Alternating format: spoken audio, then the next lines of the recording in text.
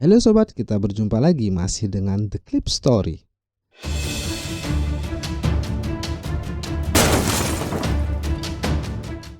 Sobat The Cliver, harta tahta wanita sering membuat manusia keluar dari fitrah kemanusiaannya serta tanpa disadari memaksanya berperilaku layaknya hewan dan merendahkan martabatnya. Pelajaran yang dapat kita ambil dari Clip Story kali ini, sayangilah dan cintailah istri kita karena istri kita merupakan pilihan Tuhan yang terbaik yang Tuhan pilihkan untuk kita. Baiklah, tanpa berlama-lama lagi, langsung saja ke alur ceritanya. Clip Story kali ini diperankan oleh Hari sebagai pria kampung yang mencoba keberuntungannya ke kota. Akas, anak seorang pengusaha yang kaya raya. Fasuda, adik Akas, dan istri Hari, Jasmine, merupakan pacar Akas. Ia juga seorang bintang iklan. Kisah dimulai dengan kedatangan Hari di sebuah kota untuk mengubah nasibnya. Ia dijemput teman masa kecilnya. Hari diantarkan ke sebuah kontrakan yang sudah dipersiapkan temannya. Setelah mengantar Hari ke tempatnya, temannya pun meninggalkannya.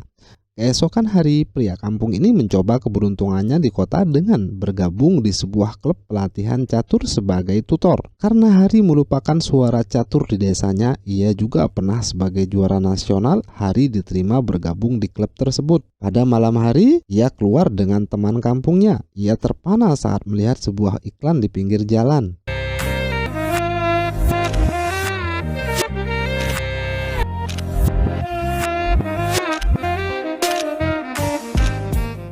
Keesokan harinya, Hari mulai memberi pelatihan pada semua peserta klub catur di sana. Di saat waktu luang, Akas yang merupakan anak dari pengusaha kaya raya di kota itu berkunjung ke klub catur tempat Hari bekerja.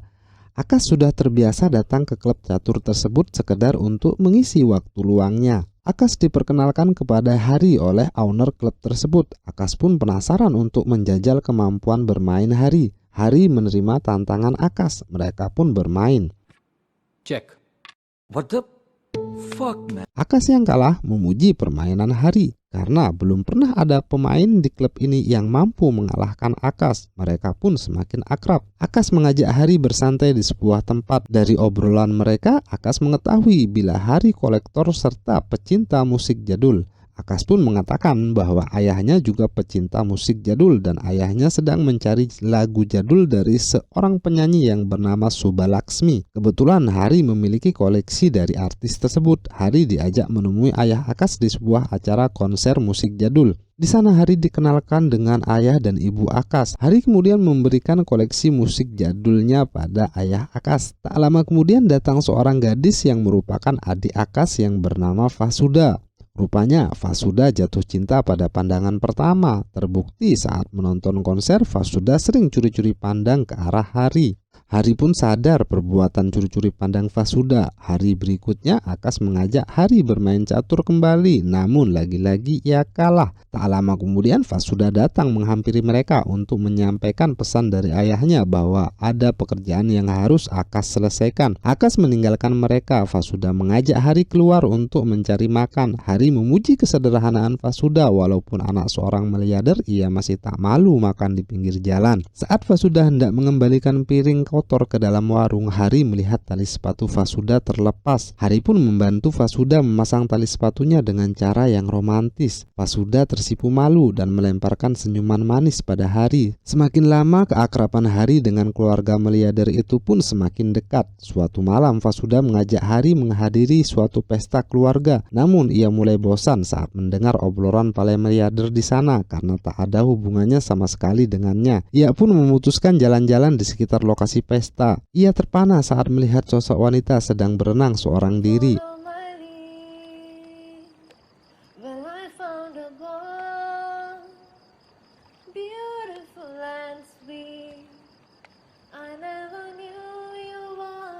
Full meals దొరికిన తర్వాత స్వీట్ ఉంటే బాగుంటుంది అనిపిస్తుంది. ఈ స్వీట్ని చూసినప్పుడు నాకు అట్లనే అనిపించింది. Rupanya wanita itu merupakan bintang iklan yang ia lihat beberapa bulan lalu bersama teman kampungnya di jalan. Namun tak disangka dengan berani wanita itu menghampiri Hari.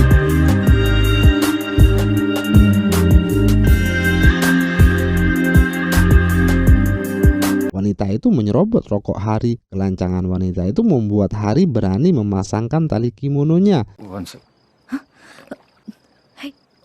Mereka pun beradu pandang, namun suasana tegang itu berubah seketika saat Akas datang dan menghampiri mereka. Akas memperkenalkan Jasmine pada Hari. Rupanya Jasmine adalah pacar Akas. Hey Hari, ఇక్కడున్నావా? అది ఒక కాల్ వచ్చిండే అందుకు. జాస్మిన్. ఇప్పుడే కలిసాం. తన నా పోస్టర్ చూసారంట. Hari, this is Jasmine, my girlfriend. Di sisi lain, Fasuda, putri miliarder itu telah jatuh hati pada Hari. Ia mengajak Hari jalan-jalan mengeliling kota yang belum pernah Hari kunjungi sebelumnya. Mereka pun semakin dekat satu sama lain hingga perjalanan mereka berakhir di ranjang.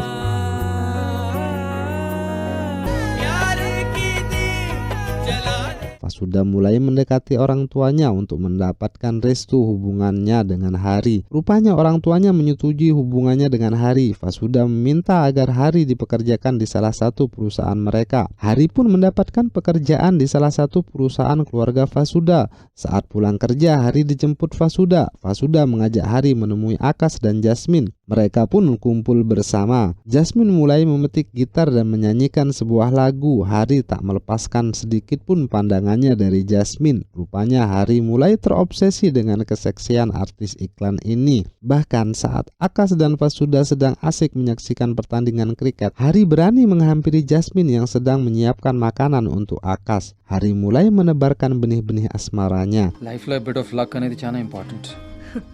నేను అది బిలీవ్ చేయను. Hard work ఉంటే ఏదైనా పగలగొట్టచ్చు. I like your confidence. All the best. Thank you. Suatu ketika Hari tanpa sengaja bertemu Jasmine yang hendak mengatur jadwal syuting dengan produsernya. Hari mengantar Jasmine dan menunggunya di luar kantor produsernya. Sesaat kemudian Jasmine keluar dari kantor produsernya. Ia menunjukkan kekecewaan karena jadwal syuting film perdananya kembali harus ditunda sebab sang produser belum memiliki dana. Jasmine mengajak Hari ke sebuah klub untuk menghibur diri dari kekecewaannya. Terlihat mereka saling bertukar cerita di klub tersebut. Dari cerita mereka terungkap bahwa Jasmine dan Akas kurang mendapatkan persetujuan dari ibu Akas karena Jasmine baru merintis karirnya di dunia artis, sedangkan ia terlahir dari keluarga yang broken. Ayahnya meninggalkan Jasmine dan ibunya. Hingga kini ibunya mengidap penyakit yang tidak bisa mengenal orang. Suatu saat Hari dan Jasmine diajak ke sebuah peternakan keluarga Akas dan Fasuda. Hari terus memperhatikan Jasmine, sedangkan Akas dan Jasmine berbincang dengan ayah dan ibunya, di mana ibu Akas meminta Jasmine untuk meninggalkan dunia artisnya yang menurutnya tidak memiliki masa depan. Namun Jasmine malah tersinggung. Ia keluar meninggalkan Akas dan keluarganya. Excuse me. Hari yang melihat Jasmine dalam kondisi galau menghampirinya. Hari mengeluarkan sebatang rokok dan diberikan pada Jasmine. Sambil menghisap rokoknya, Jasmine mengeluhkan perilaku ibu Akas yang terlalu mengatur hidupnya. Jasmine terus mengeluh hingga ia meletakkan kepalanya pada bahu Akas dan sesekali menciumi Akas sambil berucap, "Terima kasih telah peduli padaku," kata Jasmine. Thank you. Pelakuan Jasmine itu membuat Hari menatap tajam ke arahnya. Hari tak kuasa lagi menahan diri. Ia langsung mendaratkan sebuah ciuman ke bibir Jasmine. Jasmine membalas ciuman itu hingga tanpa mereka sadari posisi mereka saling tindih di atas tanah perkebunan jagung itu.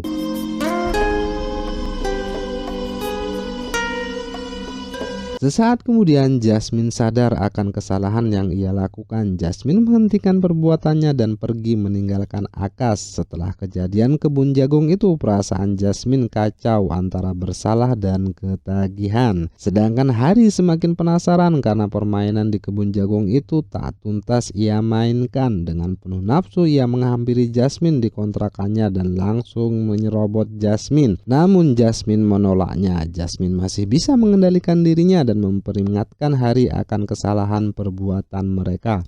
It's over. Forget it, okay? Sementara pernikahan Hari dengan Fasuda telah ditetapkan. Tak lama kemudian pernikahan Fasuda dan Hari pun berlangsung. Mereka diberi hadiah pernikahan rumah mewah oleh orang tua Fasuda dan Hari diangkat sebagai CEO perusahaan mertuanya. Mereka pun bahagia. Tiba suatu hari Akas bermain catur kembali dengan Hari, namun tiba-tiba Akas tidak bisa konsentrasi dan meninggalkan permainan caturnya. Hari pun bertanya pada Akas apa yang terjadi. Ternyata Hari memutuskan hubungannya dengan Jasmine. Ia tak bisa melihat ibunya dan Jasmine selalu bersih tegang. Demi kebahagiaan keduanya, ia memutuskan mengakhiri hubungannya dengan Jasmine. Hari yang mendengar itu terkejut dan membuatnya terdiam sesaat. Entah apa yang ia pikirkan, bahkan saat bekerja pun ia tak bisa konsentrasi. Ia terus teringat dengan apa yang terjadi pada Jasmine dan Akas. Ia berusaha menelpon Jasmine, namun rupanya Jasmine tak bisa dihubungi. Hari memberanikan diri mencari Jasmine di kontrakannya. Ternyata Jasmine juga telah meninggalkan kontrakannya. Dengan perasaan galau, Hari kembali ke kantornya. Seorang staf menghampiri Hari dan mengingatkannya bahwa hari ini pagelaran lukisan istrinya yang diselenggarakan di sebuah mall. Hari pun menghadiri pagelaran itu. Saat ia masuk mall tempat pagelaran itu, ia melihat Jasmine. Ia berusaha mengejar Jasmine hingga aksinya terhenti saat istrinya menyapanya. Namun karena istrinya sibuk menghandle tamu, ia meninggalkan Hari. Hari terus berusaha mencari Jasmine. Usahanya pun membuahkan hasil. Mereka saling adu pandang dan menanyakan kabar. Lalu Hari mulai menunjukkan kepeduliannya pada Jasmine. చాలా దేవులాడండి నీ గురించి. నువ్వు చాలా హర్ట్ అయినావని నాకు తెలుసు. Namun kepedulian Hari harus terhenti saat istrinya datang. Fasuda pun menyapa Jasmine. Tak lama kemudian Fasuda mengajak Hari meninggalkan Jasmine. Mereka harus konsultasi ke dokter karena sampai saat ini Fasuda belum hamil. Hari dengan berat hati meninggalkan Jasmine karena ia tak sempat meminta nomor Jasmine. Dengan cerdik ia melemparkan handphonenya pada Jasmine dan memintanya untuk menelpon.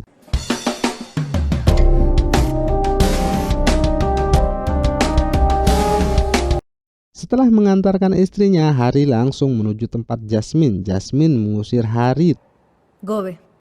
tapi Hari tak peduli. Jasmine yang duduk di sebuah kursi sambil menikmati sebatang rokok. Hari yang kerasukan setan cabul terus menghujani sekujur tubuh Jasmine dengan ciuman. Hingga Jasmine tak mampu lagi menahan diri dan terjadilah hubungan terlarang itu.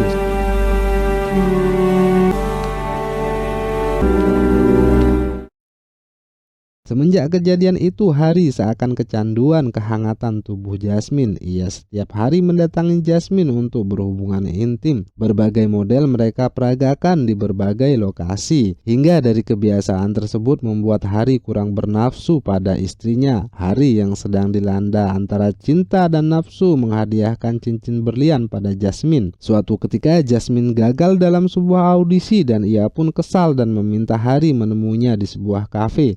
Hari menemui Jasmine. Kali ini Jasmine menuntut kejelasan status hubungan mereka. Hari yang telah tenggelam dalam hasratnya berjanji akan segera meninggalkan Fasuda. Hubungan mereka pun terus berlanjut. Jasmine yang juga telah tenggelam dalam permainan Hari. Ia terus merindukan Hari. Hal ini membuatnya sering menelpon Hari dan menemuinya. Sudah mulai curiga akan perilaku Hari yang selalu pergi saat menerima telepon. Hingga suatu malam Hari menonaktifkan handphonenya karena istrinya mulai curiga. Jasmine menelpon Hari melalui telepon rumahnya. Tentu saja ini membuat Hari kaget. Ia mengangkat telepon Jasmine dengan nada kesal, sedangkan Jasmine pun menjawab dengan nada marah karena ia mematikan handphonenya. Jasmine mengatakan dalam telepon tersebut bahwa ia saat ini hamil. Hari semakin shock. Dengan langkah gontai ia kembali ke meja makan menemui keluarga besarnya yang sedang berkumpul. Spontan istrinya bertanya siapa yang menelpon. Untuk menutupi perbuatan terlarangnya, lagi-lagi Hari harus berbohong. Namun kebohongan Hari kali ini mengkonfirmasi kecurigaan Fasuda selama ini. Keesokan harinya, Hari yang tak tenang mendengar kabar Jasmine hamil, ia segera menemui Jasmine. Terjadi perdebatan antara mereka. Jasmine tak mau mengaborsi kandungannya. Hari pun berjanji akan menanggung semua biaya anaknya. Namun Jasmine menginginkan Hari bersamanya. Hingga Hari terpaksa mengambil keputusan akan menceritakan semua pada Fasuda dan segera meninggalkan Fasuda. Namun setiba di rumahnya ia melihat kepolosan dan kebaikan Fasu serta kemewahan hidup yang dia dapat kini membuatnya tak bisa meninggalkan Fasu. Ia mulai kebingungan. Ia menemui teman kampungnya untuk curhat. Hari mulai curhat pada temannya itu. Dari percakapan mereka terlihat Hari berat untuk meninggalkan Fasu karena kemewahan dan jabatan yang akan ia peroleh. Hari menemui Jasmine kembali. Hari meminta waktu 3 minggu untuk meninggalkan Fasu. Namun Jasmine yang merasa dipermainkan mulai marah dan meninggikan suaranya. Hari mencoba mengendalikan amarah Jasmine. Dengan perasaan marah, akhirnya Jasmine memberikan waktu yang Hari minta. Hari kembali pada keluarganya dan menjalani kehidupannya bersama keluarganya. Ia memulai konsentrasi pada pekerjaannya. Sesekali Jasmine menelpon Hari, tapi dengan berbagai alasan ia berusaha menjauhi Jasmine. Hingga suatu saat ia berbohong pada Jasmine bila posisinya saat ini di luar kota bersama keluarganya. Hari mengaku akan kembali 3 minggu lagi. Jasmine awalnya marah, namun ia berusaha memahami kondisi Hari. Hari dan keluarganya pun tampak bahagia. Namun kebahagiaan itu tak berlangsung lama. Jasmine menyadari kebohongan Hari yang mengatakan posisinya di luar kota. Dengan penuh perasaan emosi, ia menghampiri Hari di kantornya. Begitu Hari keluar dari kantornya dengan penuh kemarahan, Jasmine langsung menyerang Hari.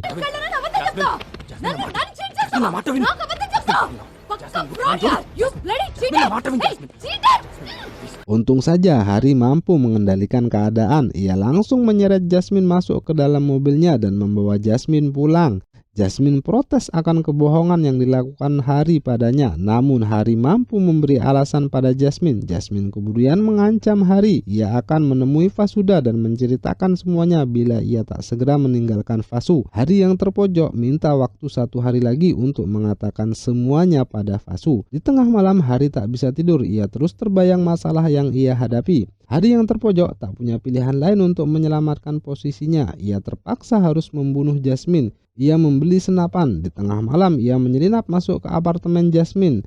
Ia melihat Jasmine tertidur sambil memegang perutnya. Hari yang melihat itu seketika mengurungkan niatnya. Namun saat Hari hendak keluar, teman Jasmine yang menemaninya saat itu melihat Hari memegang senjata. Ia pun berteriak.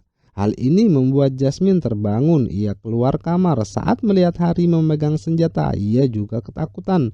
Hari segera mengejar Jasmine yang ketakutan untuk menjelaskan kesalahpahaman yang terjadi. Namun Hari terpleset dan menimpa Jasmine hingga tanpa sengaja pelatuk senapan tertarik. Jasmine pun tertembak hingga tewas. Dengan terpaksa Hari pun menembak teman Jasmine.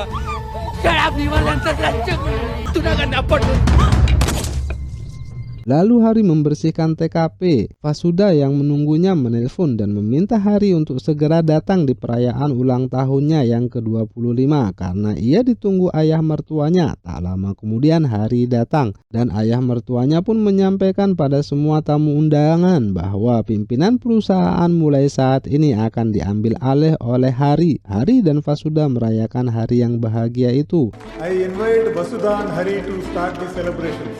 2 hari kemudian saat sarapan, Fasuda membaca koran dan ia terkejut saat membaca berita telah ditemukan mayat Jasmine di sebuah danau. Hari yang yakin tak meninggalkan jejak apapun pura-pura terkejut. Saat Hari memberi motivasi pada semua karyawan perusahaan yang kini ia pimpin, sekretaris pribadinya memanggilnya dengan berbisik bahwa ia mendapat panggilan dari komisaris polisi. ACP office నుండి కాల్ వచ్చింది అర్జెంట్గా call back చేయమని చెప్పారు. Hari menghadiri panggilan komisaris polisi tersebut. Saat di kantor polisi, ia diajukan beberapa pertanyaan mengenai Jasmine. Polisi mengakui kepandaian si pembunuh karena ia tak meninggalkan bukti apapun di TKP. Namun polisi meyakini Harilah pembunuh Jasmine dan temannya berdasarkan cincin berlian yang ia berikan pada Jasmine serta sejumlah uang yang ia transfer ke rekening Jasmine. Namun Hari masih bisa mengelak dengan berbagai alibi hingga polisi mendatangkan seseorang. Sesaat Hari terkejut melihat orang tersebut. Ia flashback kembali. Ternyata orang tersebut adalah saksi kunci yang dapat mengenali si pembunuh. Segera polisi menanyakan apakah ia orang yang kau lihat malam itu, kata polisi. Namun sangat mengejutkan, saksi itu mengaku tidak mengenali Hari. Ternyata sebelum saksi itu dihadirkan polisi, Akas telah menyuap saksi tersebut dan salah satu aparat kepolisian atas instruksi Fasuda. Karena tak ada bukti dan saksi, Hari terbebas dari tuduhan. Fasuda yang telah mengetahui semuanya, ia mengajak Hari ke suatu tempat. Hari terkejut saat mengetahui tempat yang dituju adalah rumah ibu Jasmine yang sedang sakit dan lumpuh. Hari lebih terkejut lagi saat Fasuda mengatakan akan membawa ibu Jasmine tinggal bersamanya. Ternyata Jasmine membebaskan Hari karena ia tak mau orang tuanya menanggung aib dari perbuatan Hari.